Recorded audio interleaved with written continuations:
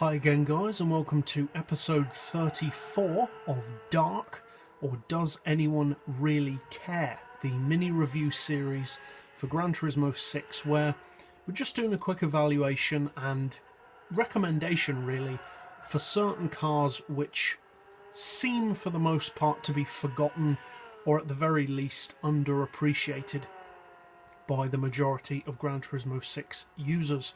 So in this episode we're featuring a small SUV. It's the Honda Element.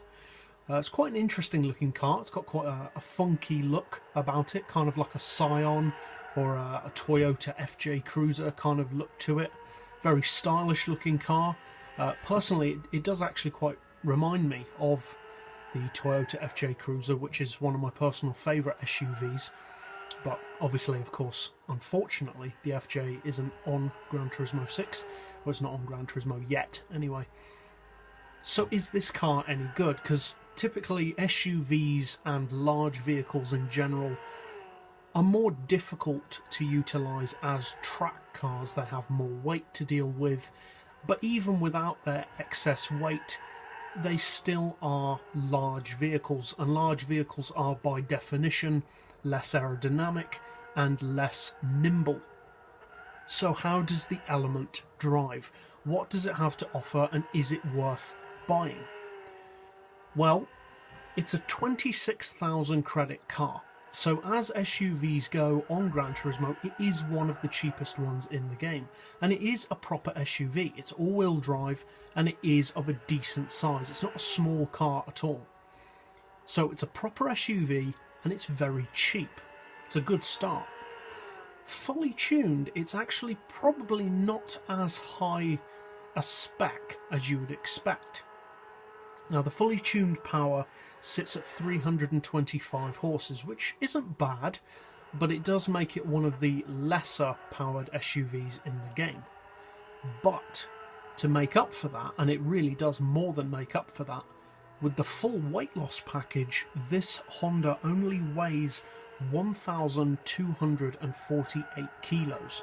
So it only weighs 1.25 tons, which is extremely light for an SUV. It does actually make it among the lightest SUVs in the game, especially for a full all-wheel drive SUV, because the only other full-size SUVs that weigh anywhere close to that is the Toyota Tacoma, and of course that is not an all-wheel drive vehicle, whereas this Honda is all-wheel drive and still manages to be lightweight.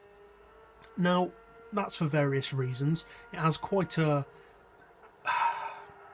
kind of a simpler structure than most of the other SUVs in the game. It's more of a jacked up hatchback looking type vehicle rather than a full-on SUV or pickup truck. Obviously it's not a pickup truck, but rather than a full-on SUV.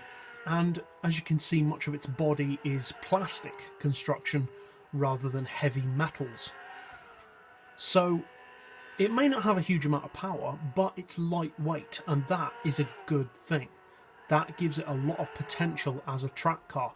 But I would say the best thing about this Honda is its PP. Now, fully tuned, this car is only 448 pp, which for its power and its weight is extremely low. Less than 450 pp for a 325 horsepower vehicle. That's very impressive, and I'm not sure why they've made it that low, because for that pp level, this car is very good. It's quick off the line, the handling is excellent thanks to its low weight. The brakes are very, very good. It's very fun to drive as well. And even with the suspension relatively high, the centre of gravity still feels very planted. And overall, it is a great car to drive. I would recommend this for two reasons. I'd recommend it for people who are looking for just a fun car to drive, because it definitely is a lot of fun. But also definitely for lower PP racing, because it's very good and very competitive for that. So overall, I would highly recommend trying this car out if you haven't done so. And that's it for this episode. So I'll see you guys next time, and as always, thanks for watching.